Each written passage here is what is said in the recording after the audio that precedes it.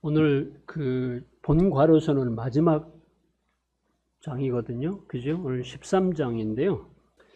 이렇게 짧게, 글쎄요, 제가 시간 조절을 잘 할 수 있을지 모르겠는데, 대략 복습을 좀 잠깐 해보겠습니다. 그냥 제목 정도만 보죠. 1장에 보면은 장로들의 임무가 나옵니다. 장로들의 사역, 장로들의 역할. 그냥 앞에를 일단 보시죠. 장로들이 하는 중요한 임무가 뭐냐, 사역이 뭐냐. 첫째로 성도를 돌아보는 사역이고, 거짓 교사나 교리로부터 성도들을 보호하는 일을 하고, 성도들을 먹이는 일을 하고, 성도들을 인도하는 일을 하고, 또 성도들의 실질적인 필요를 돌아보는 일, 이런 일을 하는 것을 살펴보죠. 성도들을 돌아보고, 성도들을 보호하고, 성도들을 먹이고, 성도들을 인도하고, 성도들을 실질적인 필요를 채워주고, 2장에 보면은 지역교회 지도력 구조가 나옵니다. 지도력 구조는 단수가 아닌 복수 목회, 복수 지도력, 분단 목회에 대해서 말씀해 주고 있습니다.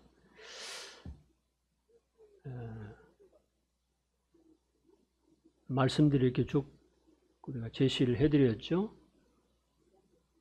위에 제목이 잘 안 보이네요. 잘못되어 있는가? 어떻게 분단 목회를 할 수 있을까? 은사를 따라서 목자의 일, 가르치는 교사의 일, 또 장로들이 꼭 앞에서 이렇게 가르치는 이런 은사 활용을 꼭 장로들이 해야 되는 것은 아닙니다. 가르치는 일들을 하는 이런 은사자들이 있고, 잘 돌아보는 이런 목자의 은사자들이 있고, 또 구도자들에게 복음을 잘 전하는 이런 은사를 가진 사람들이 있죠. 그렇지 않은 사람들은 봉사하고 섬기는 일로 또 장로의 사역을 할 수가 있는 것입니다.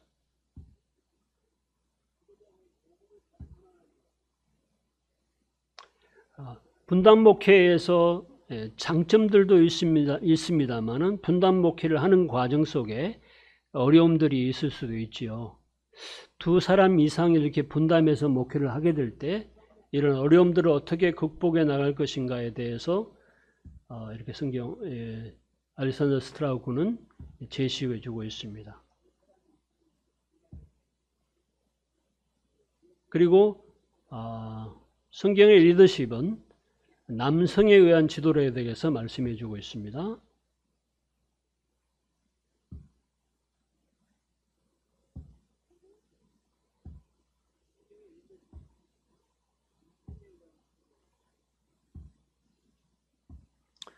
남녀가 동등하지만 역할이 다르다는, 이렇게 이해하시는 것이 필요하겠죠. 4장에는 이 장로들은 자격이 있는 자들에 의해서 목회가 되어야 된다고 하는 것입니다.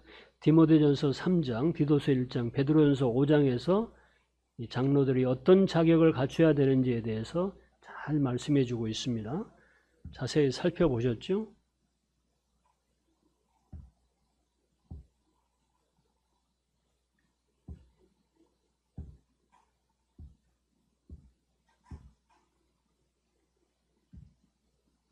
(5장에는) 장로들이 어떤 자세를 가지고 목회를 해야 되는지 말씀해 주고 있습니다.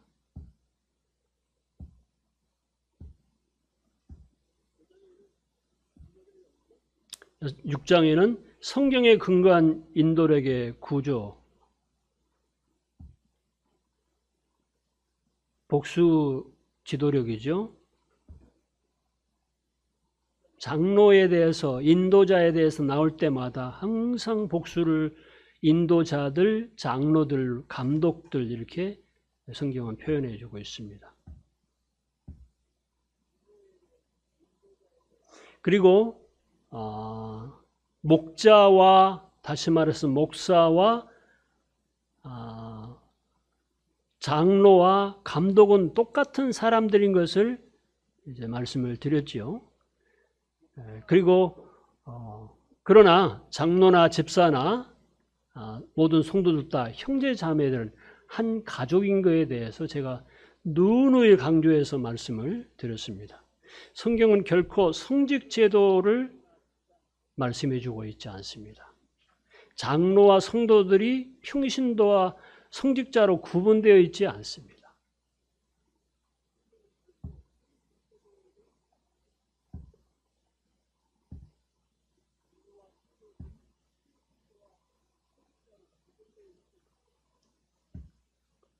칠 7장에 보면 사도들의 행적에 대해서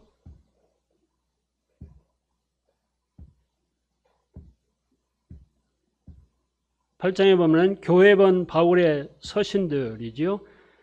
데살로니가 5장에, 그 다음에 빌립보에,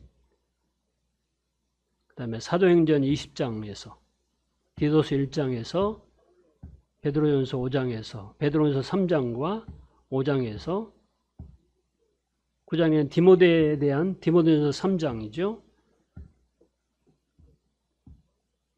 여기서 제가 좀 강조해서 말씀드렸던 기억나시는지 모르겠는데, 미쁘다 이 말이여 곧 사람이 감독의 직분을 얻으려 하면 선한 일을 사모하는 것이다 함이로다 하는 것을 잘 이해하실 필요가 있다고 그랬는데, 여기서 다른 여러 가지 새번역이라든가 다른 성경을 이렇게 보게 되면요, 좀 더 좀 분명하게 번역을 하고 있는데, 사람들이 만약에 어떤 감독의 직분을 얻고자 하는 이런 사람이 있다고 한다면은, 그 사람은 얻고자 하는 이런 그런 얻고자 하는 이런 마음이 있다고 한다면은 그것은 선한 것이라고 하는 것입니다. 감독의 직분을 얻고자 하는 것은 선한 일을 사모하는 것이다, 이런 뜻인 것을 다시 한번 이해할 수 있으면 좋겠습니다. 이것을 복잡하게 다르게 생각해요. 그 자체가, 감독의 일 자체가 훌륭한 일이다, 그 자체가 선한 일이다. 그래서 그 일 자체를 사모한다고 하는 것은 훌륭한 일을 사모하는 것이라고 하는 것입니다. 그 일을 실질적으로 하게 되면은요, 희생이 따르고 많은 수고가 따르고 이런 말할 수 없는, 미처 생각지 못하는 그 일들을 이제 만나게 되는 것이거든요. 고통을 만나게 되고. 근데 그것이 인간적으로 어떤 거기에 야심이 포함되어 있는 것은 악한 것입니다. 이거 정말 두 가지를 잘 생각하셔야 되는 것인데요. 사람은 그럴 수 있어요. 뭔가 내가 해보게 됐다, 그거는 아니라고 제가 누누이 말씀드렸습니다. 성령께서 그 사람의 마음속에 그 일을 사모하는 마음을 주시는 것입니다. 내가 해야 되겠다는 그런 마음이 아니에요. 동기가 어떤 인간적인 꿈이 아니고 하나님이 나에게 주시는 비전으로 말미암는 것이라고 하는 것입니다. 누가 그런 마음을 주시느냐? 성령이 주신다고 하는 거예요. 그런 구원받고 나서부터 그런 어떤 목자적인 이런 어떤 소원이라든가 은사라든가 이런 것들이 잠재되어 있을 수 있습니다. 사도 바울이 그런 것처럼, 모세가 그런 것처럼, 다윗이 그런 것처럼 그랬습니다. 모세는요, 자기 히브리 민족을 사랑하는 그 중심의 마음이 있었거든요. 그는 태어날 때부터 하나님께서 그를 이스라엘의 인도자로 지목하셨습니다. 그리고 다 죽는데 날강에서 그 모세를 하나님이 살리시지 않습니까? 공주의 아들로 들어가거든요. 40년 동안 어떻습니까? 거기서 교육을 받게 하십니다. 그래서 자기가 뭔가 자기 민족을 위해서 구원자로 나서보려고 하는 이런 의지를 불태우는데 너는 아니다. 그래서 살인하고 살인자를 몰려가지고 도망을 가지 않습니까? 40년 동안 연단을 또 받거든요. 이미 하나님이 일찍이 그를 지목해 놓으셨습니다. 그리고 80세가 되어서야 다시 가나안으로 돌아옵니다. 애굽으로 돌아갑니다. 그래서 이스라엘 백성들을 인도하거든요. 그는 벌써 자기 민족에 대한 그 마음이 하나님으로부터 사랑하는 이런 마음이 있고 그 노예 생활을 하는 그 자기 민족들을 구원할 이런 마음을 가졌는데 하나님이 그런 그 지목하신 가운데서 몇 세예요? 계속 훈련하시고 80세 그 일을 시작하는 거예요. 다윗은 어떻습니까? 다윗을 부를 때도요, 그에게 기름을 부을 때 그 막내였지 않습니까? 그런데 형들부터 해서 아니다, 양치고 있는 다윗을 불렀습니다. 기름을 부었어요, 사무엘이. 그리고 기름을 붓자마자 왕이 되었은 거 아닙니다. 그는 많은 시간 동안에 연단을 받았습니다. 고충을 당했습니다. 그리고 그가 왕으로서 이제 그 하나님의 때가 되니까 그 일을 하게 됐거든요. 만약에 예를 들어서 어떤 신학교를 들어가가지고 졸업하자마자 목사가 된다. 이런 게 아니에요. 실제로 바울 같은 경우에도요, 다메섹 도상에서 예수님을 만났습니다. 근데 바로 그가 사도로 부르심을 받았는데 그때부터 이 사도의 사역을 시작했나요? 그렇지 않습니다. 가나안에서 보면 적어도 10년 이상 그런 연단을 받아야 했습니다. 베드로든가 12사도도 예수님이 지목해서 그들을 불렀는데 적어도 3년 반 동안 그들을 데리고 다녔습니다.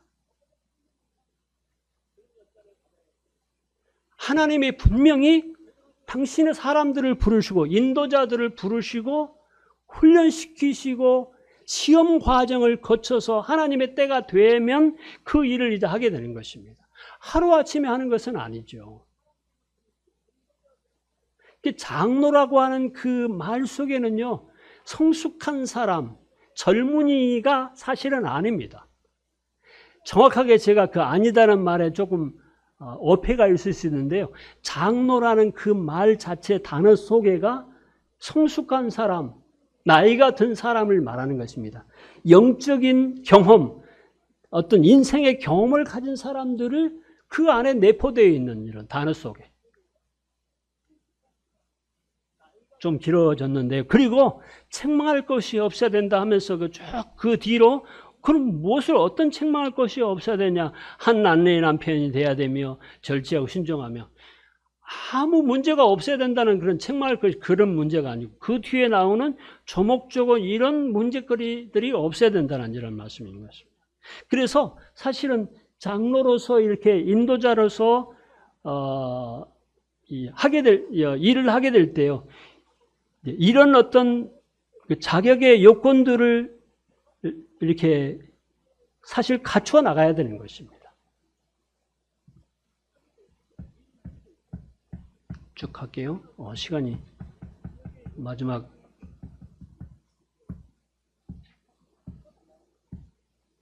장로들은 존경을 받아야 되지요. 그리고 장로들은 보호를 받아야 되는 것입니다. 그래서 두세 사람의 증인들이 없이는 장로들의 고발은 받지 말라고 하는 것입니다.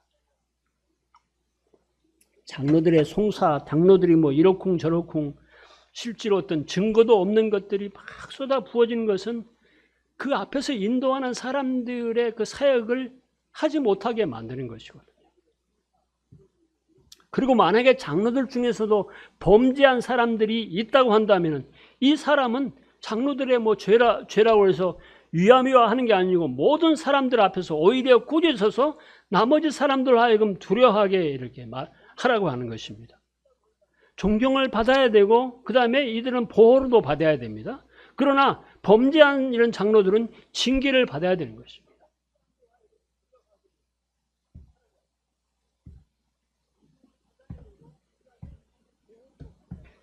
10장에 디도서에도 동일한 이런 말씀이 있고요. 11장에는 베드로전서 5장에 장로들의 자격에 대해서도 말씀해 주고 있습니다. 여기서는 특별히 부득이함으로 하지 말아야 될 것, 정말 자원함으로 해야 될 것에 대해서, 또 더러운 일을 위해서 하지 말아야 될 것에 대해서 즐거운 뜻으로 해야 될 것을 말씀해 주고 있습니다. 또 주장하는 자세로 하지 말아야 될 것, 양무리의 본이 되어야 될 것에서 말씀해 주고 있습니다. 그리고 목자들은 분명히 보상을 받는다고 하는 것에 대해서도 말씀해 주고 있습니다. 젊은 사람들은 장로들에게 순복해야 될 것도 말씀해 주고 있습니다. 12장에는 지난주에 그냥 말씀만 참고했습니다만은 장로들이 하는 일 가운데 이렇게 기도하는 이런 사역이 있습니다. 자, 오늘 13장 인도자들에게 순복하라. 우리 히브리서 13장 17절을 한번 보겠습니다. 히브리서 13장 17절 너희를 인도하는 자들에게 순종하고 복종하라. 그들은 너희 영혼을 위하여 경성하기를 자신들이 청산할 자인 것 같이 하느니라. 그들로 하여금 즐거움으로 이것을 하게 하고 근심으로 하게 하지 말라.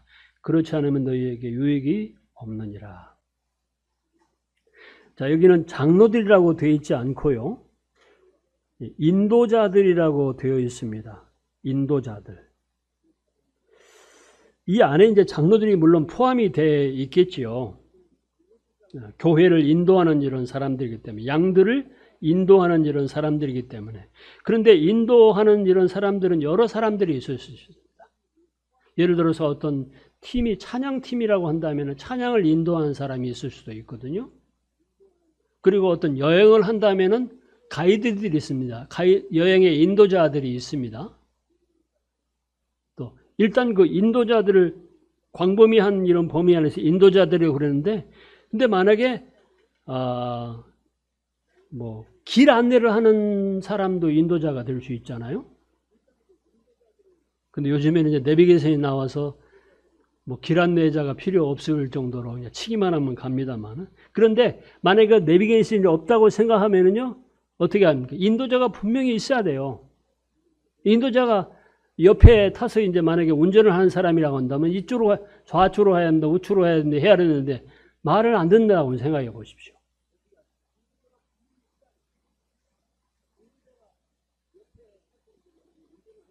그리고 인도자를 만약에 잘못 만났다고 한번 생각해 보십시오. 고생을 하는 거죠.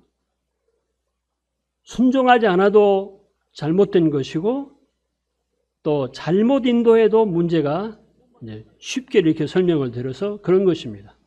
그래서 인도자들에게 순복할 것을, 순종하고 복종해야 될 것을 말씀해 주고 있는 것입니다.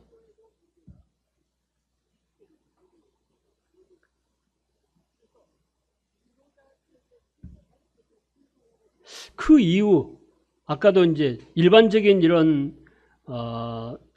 경우도 우리가 통해서도 쉽게 이해할 수 있습니다만, 주님의 영광과 교회의 질서와 각자의 유익을 위해서 순종하고 복종해야 된다고 하는 것입니다.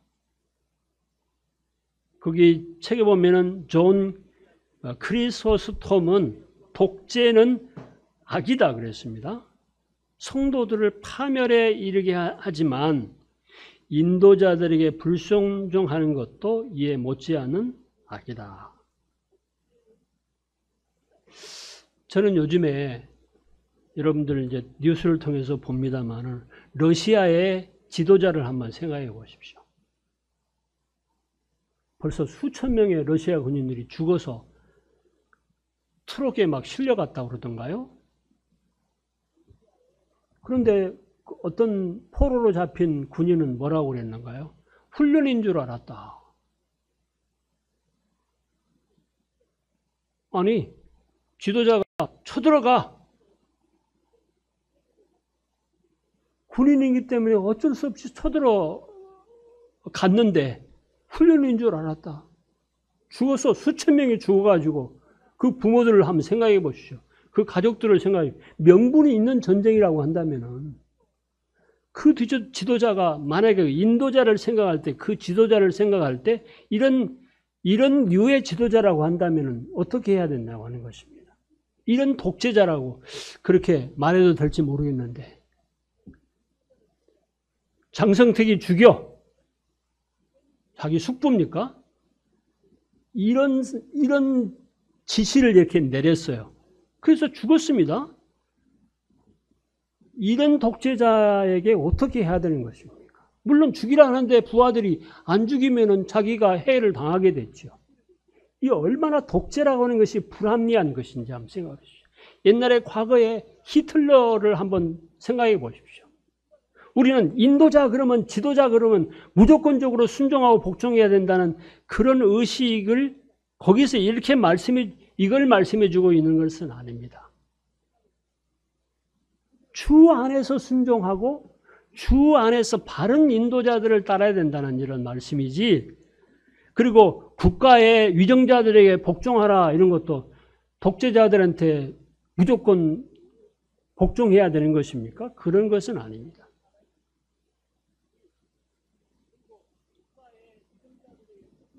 인도자들에게 순종하고 복종하는 내용을 잘 이해해야 되는데, 만약에 가정적으로도 한번 봅시다. 가정을 누가 인도하냐면은 남편들이 아버지가 이제 인도를 한다고 인도자라고 한번, 리더라고 한번 생각해 보십니다. 근데 아버지가 부양을 안 하는 아버지요. 그리고 신앙을 통제하는 아버지요. 그리고 막 폭력적인 아버지요. 폭력적인 남편이요. 교회도 뭐 예수님 믿으면 내가 뭐 어떻게 하겠다고 하고 성경을 불태워버리고 막 찢어 발기고, 이런 사람에게, 그런 남편에게, 그런 아버지에게 순종해야 되는 것입니까? 성경은 그것을 말씀해 주고 있는가요? 그렇지는 않습니다. 주 안에서 순종할 것을 말씀해 주고 있어요.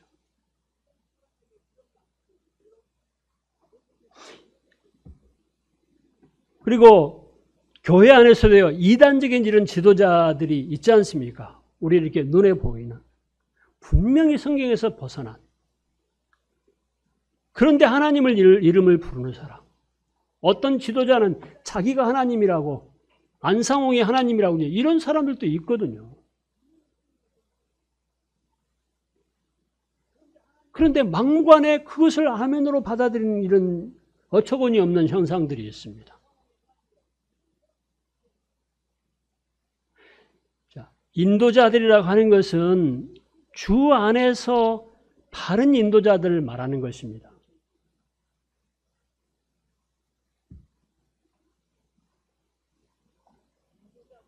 주님 안에서, 하나님의 말씀 안에서 순종하고 복종하라고 하는 것이죠. 인도자들은 성직자들이, 다시 한번 강조합니다만, 성직자들이 아닙니다. 근데 보편화되어 있어요, 지금 현재는. 우리는 그것을 비성경적으로 분별하는 것입니다. 우리는 모두 다 형제 자매들입니다. 사실상 저와, 예를 들어서요, 저와 우리 형제자매들 사이에 뭐 다른 거 있습니까? 그냥 이형제님이에요. 그냥 김자매님입니다. 저는 어쩔 때요, 선교사님 그러면은 내가 왜 정업에 있는데 왜 선교사님이라는 이름을 받아야 됩니까? 그런 호칭을 드려야 됩니까? 그럴 필요 없어요.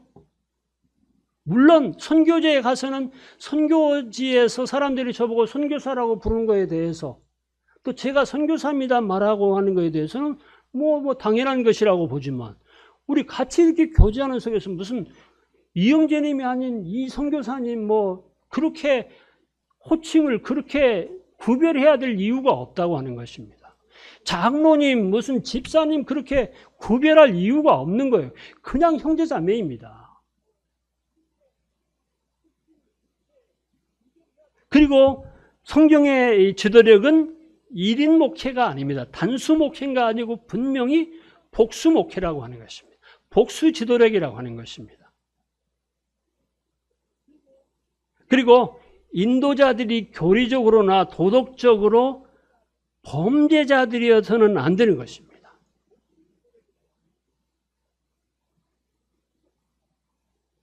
하지만 인도자들과 혹은 다른 어떤 성도들 간의 어떤 견해 차이가 있을 수도 있어요. 생각의 차이, 어떤 분별의 차이가 있을 수도 있습니다. 그게 진리가 아니고, 이렇게 할 수도 있고 저렇게 할 수도 있는 문제에 대해서는 인도자를 따라야죠. 나는 이렇게 생각한다, 고집하고 그것을 내 방법이 옳다고 생각한다, 그것을 그렇게 해서는 안 되는 것이죠. 성경의 어떤 교리적인 문제이고 진리적인 문제라고 한다면 그것을 어떻게 순종할 수가 있겠습니까만은 방법의 차이고 견해의 차이고 분별의 차이라고 한다면 성경에 교리적으로 문제가 없는 것이라고 한다면 인도자들을 분명하게 따라야 된다고 하는 것입니다. 왜냐하면 성도들은 영혼을 보살피는 사람들이기 때문에 그렇다고 하는 것입니다.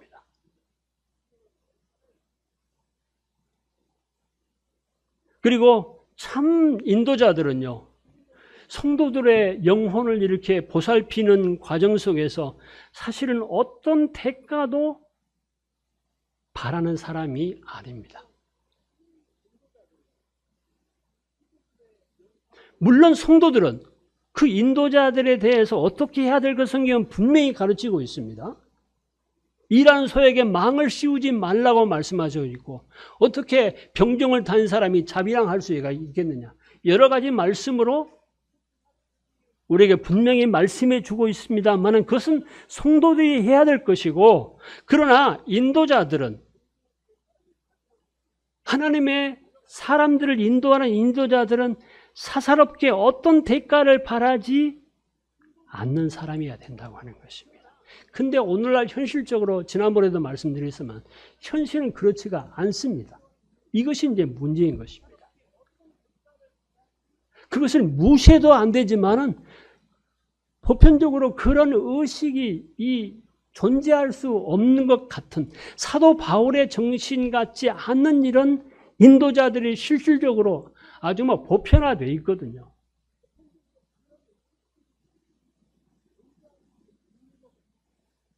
그리고 뭔가 어떤 대가라든가 이런 것을 바라지 아니하지만 자기 어떤 이익을 위해서 그런 일을 할 수 있는 사람들도 사실 있어서는 안 됩니다. 그야말로 인도자들은 순전한 이런 마음, 하늘의 보상을 바라는 이런 마음, 하나님께서 어떤 경로를 통해서 이거 제가 말씀드리면 성도들이 인도자들에게 어떻게 해야 될 것을 제가 그 말씀을 드린 것은 아니고 그리고 하나님 앞에서 그 성도들을 하나님의 성도들을 하나님의 양들을 인도하는 사람들은 실제로 그렇습니다. 그래야 되는 것이죠. 그렇지 않으면요 마음이 불편할 수밖에 없습니다. 성경은 인도자들이 영혼들을 돌아보는 데 있어서 어떤 대가를 바라고 하는 것이 아니기 때문에 순수한 마음을 가지고 인도하는 이런 사람들에 대해서 순종해야 되지 않느냐는 것입니다. 또 자기하고 약간 견해가 달지라도 복종해야 되지 않겠느냐는 그런 교회를 위해서 그리고 성도 본인들을 위해서 그것이 필요하다고 하는 것입니다. 유익을 위해서 그렇게 해야 된다고 하는 것입니다. 만약에 찬양을 인도하는데 앞에서 지휘자가 이렇게 지휘봉을 하는데 지휘봉대로 안 하고 엉뚱하게 소리를 낸다고 하면 생각해 보십시오. 오케스트라를 연주하는데 지휘를 하는데도 엉뚱하게 이렇게 지휘대로 지휘자대로 인도함을 따르지 않는다고 한다면 제대로 그 연주가 되겠습니까? 이제 그것을 말하는 것입니다. 또 아까 읽었던 대로 그 인도자들은요 실제로 그 사역에 대해서 하나님 앞에서 책임을 져야 되는 것입니다. 그리고 하나님 앞에서 평가를 받게 되는 것입니다. 여러분 이것도 정말 필요한 여러분들 기억하셔야 됩니다.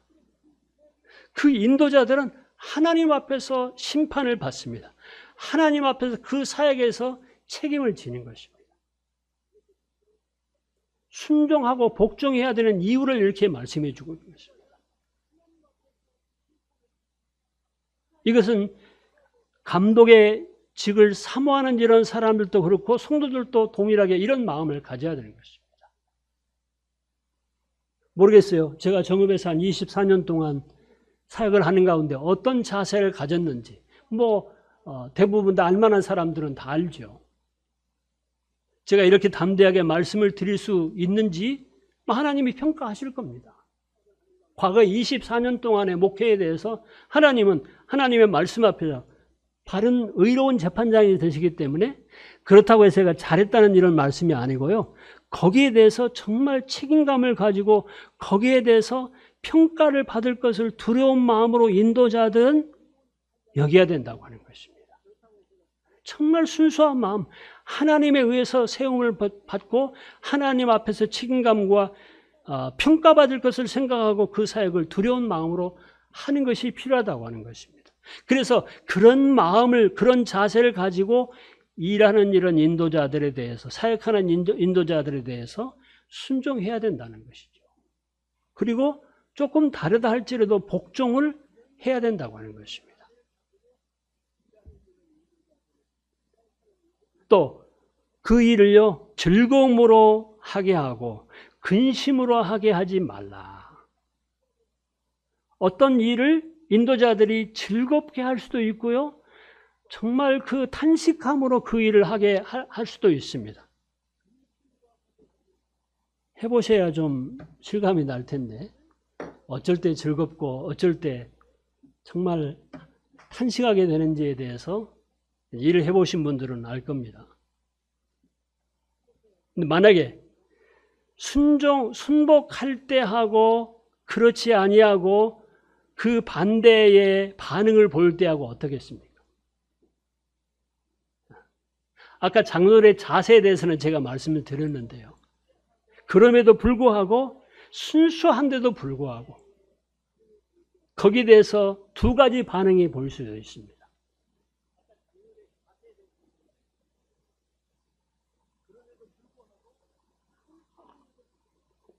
만약에 그런 두 가지 반응을 보이는 이런 가운데에서 인도자들이 어떤 마음을 갖겠느냐고 하는 것입니다.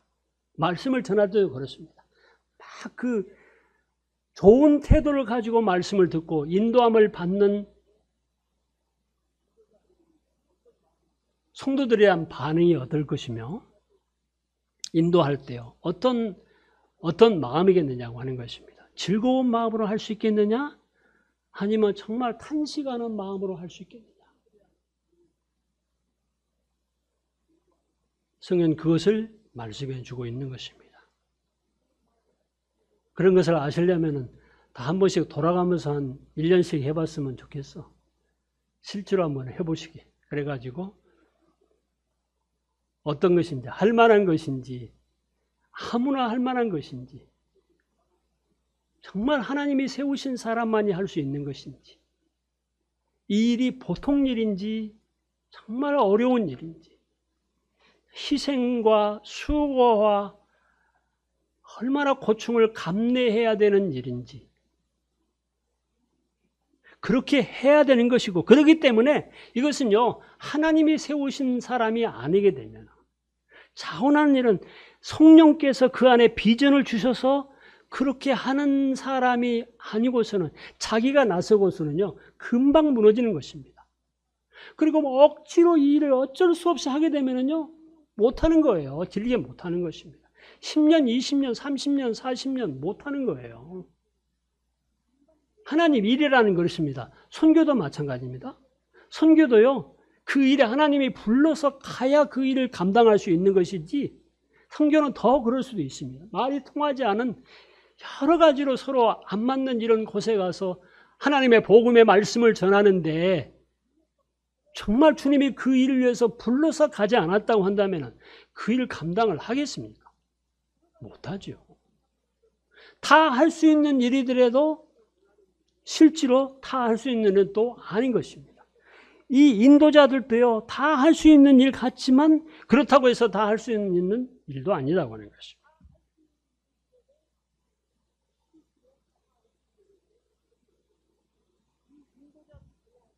기도하겠습니다. 은혜로 오신 아버지 감사합니다. 정읍 금붕교회 성경에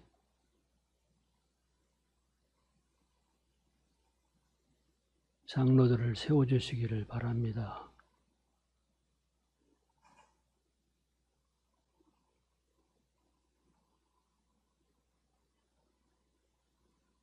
성령께서 친히 교회를 위해서 인도자들을 세워주시고 인도자를 훈련하시고 시험하셔서 이 훌륭한 사역을 잘 감당할 수 있게 도와주시기를 바랍니다.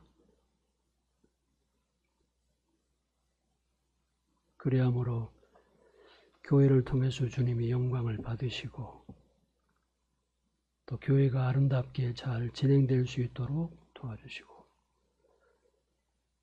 이런 희생과 헌신이 수고가 따르는 일에